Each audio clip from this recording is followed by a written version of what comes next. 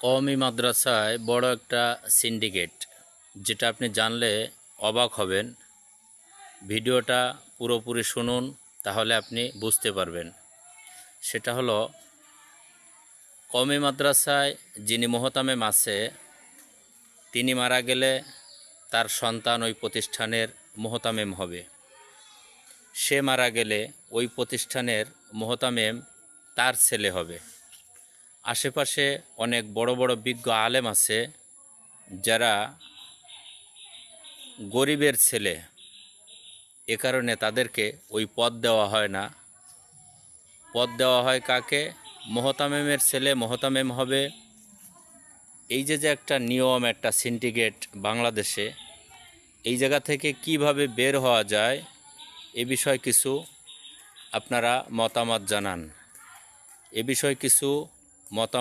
আপনারা জানান।